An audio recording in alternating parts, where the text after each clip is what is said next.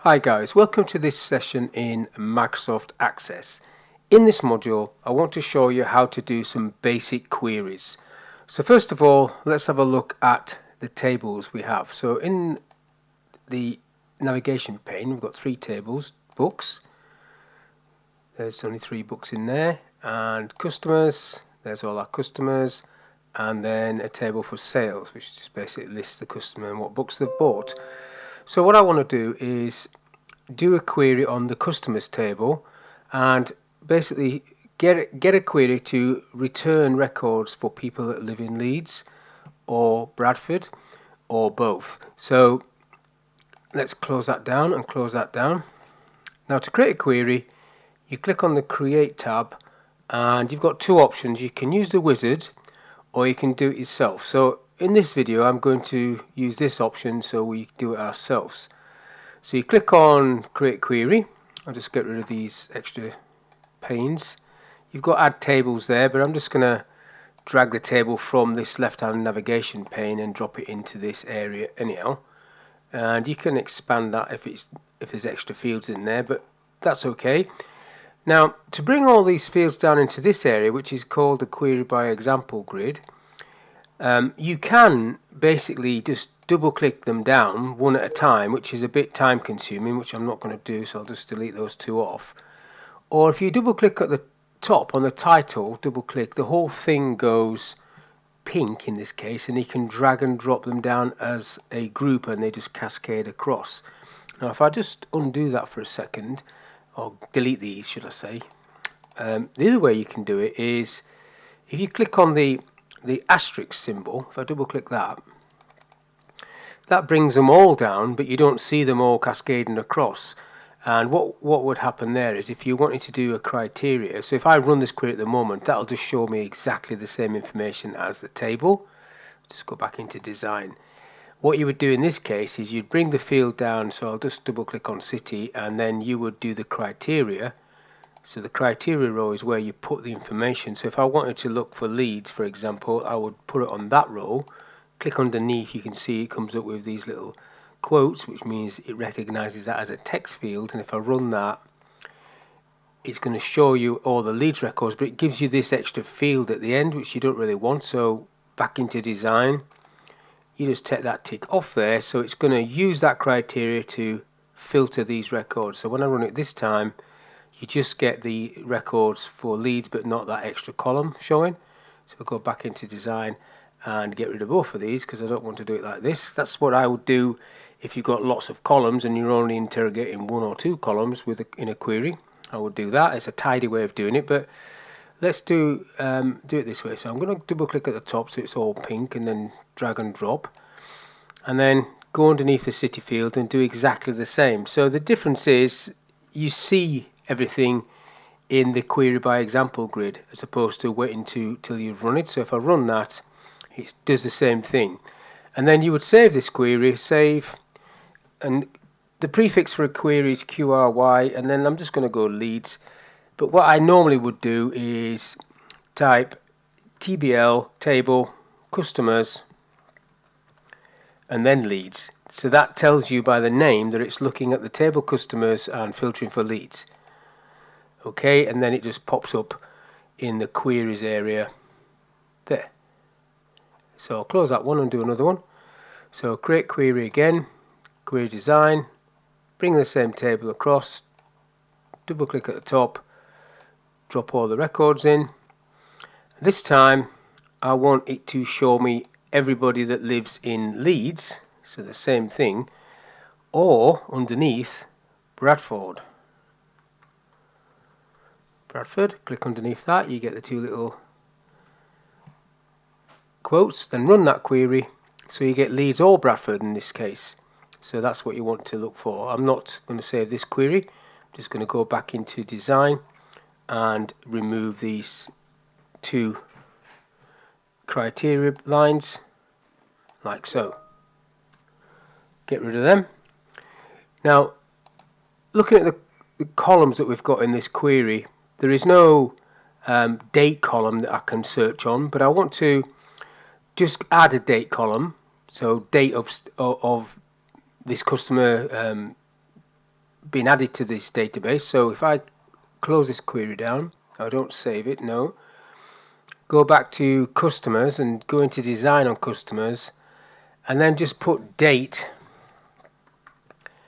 joined, if that's a correct term, and then it's going to be a date field, date time field, and then I'll just save that. And then when you have a look at this, you'll notice that the column's blank. Now if I just put some dates in here, so if I'll put the first of the first 20, and then 21st of the first 20, and then 19th of the first 19, like so. So I've got some dates coming down, so I've done a time there, I don't know what happened there. / is what you need if you're going to type it in. So really what I would do in this field is create an input mask so that you would only be able to type dates in that format, so nobody could do accidentally what I just did there. And let's do another 19, so we'll go the 21st of the 5th 19. So we've got 2 dates in 2019 and 2 dates in 2020. Now if I close that and then go back to create query design,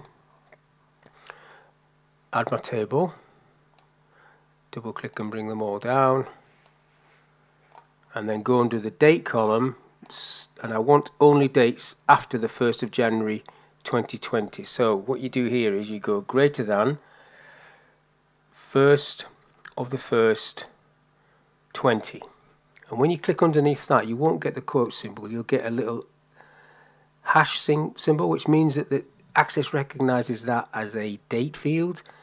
If you got quotes there, that would be a problem, because it would be seen as a text field, and then you wouldn't be able to use the date functions. But that's okay, it's got the correct things. So when I run this, I should see one record, because the other one was the 1st of January 2020. So what I need to do here is go back down to there and then put an equal sign after that greater than or equals to, and then I get the one that was on the 1st of January. So just watch out for that you don't put the wrong symbol in, and you need to do this with some test data till you get the right answer. Now if I go back into design on this and let's delete that, you can also use a wildcard. So I could put the asterisk symbol in there, which is the wildcard symbol, and put 20, and when I click underneath that one, it puts the word like in, and let's see what it does. Still does the same information, because the wildcard, the asterisk, means anything in front of the 20, so it's just brought those two in there. And if I put that, if I change that to, let's just get rid of all this, the asterisk and 19, it will bring the other two in. Just click underneath that, like so, and now it's bringing the 2019 dates in. So you can either save these as queries if you think you want that sort of information, so you want everything, so you can do a report maybe on 2019's customers joining, or if it was sales, 2019 sales or 2018 sales. These are perhaps the sort of queries you might want to use. Now if I just get rid of that, delete that one. Now this is just a quick video on basic queries. There are lots, when you go into design and query, there are lots of different queries, and I've done lots of different videos on these queries, so you can see examples of them all. But this is just getting started, where you're creating a query, and a query is something that you would want all the time. So if you don't want to see the city's leads all the time, you would just do a filter in the table for leads, and that's how it works. If I just close this down, I'll show you what I mean there. If I get off that and then just open up the table, so if I just want to see leads on the table, you've got, similar to Excel, these filter options, and that gives me that information. That's just a one-off. Somebody's asked me that question and I want to see that. You've got this toggle filter, but it's still there. I'm toggling on and off. To get rid of that filter, I need to drop it down and tick everything, or go to the advanced tab and clear all filters, make sure there's no filters on. Now, I always teach this: if it's a one-off, you go to the filter. If it's something that you're going to need every month or every week, you create a query for it, and then any changes would be updated. So for example, there's the query that we did for leads. If I open it, there are 7 records. And let's just close that. Let's change this one to leads, so it's no longer Bradford, and then run the query. Now there's 8, so it's a live update, so it always updates. So if you add new customers in, the query will always pick that up. And then to step it forward one more step, if I close this off, not saving the changes to the layout, you would create a report on that. So I'll just do a wizard-based report. I'll just do this one actually. I'll just create a report based on leads, and there's 8 records. There's leads. Now if I save this report, if I just close this down, yeah, I'll just put RPT in front of that for report that's looking at that query, that's looking at that table and filtering leads. Now the way Access would work is you get a new customer, you fill it in probably through the form. So remember, we've got a form here to fill in the customer, but I'm just going to do it on the table. So let's just go Mr. Graham and 1 Red Road, or Red Street because I've got Red Road, leads. So this will be picked up as a new entry for leads. I won't bother with the postcode. So now we've got an extra person. So I don't need to run the query to pull this through because the report is looking at that query. The report's looking at that query. So if I open this report, I will get that extra person, Mr. Graham, because he lives in Leeds. So that's how Access works. You create the queries to analyze the data or pull the data through, and then you run reports on that data.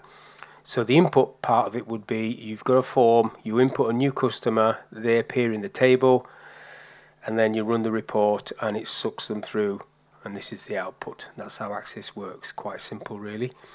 Alright, that's all I want to talk about on this little video, so hopefully that was of use to you, and I will see you on the next one. Thank you for your time.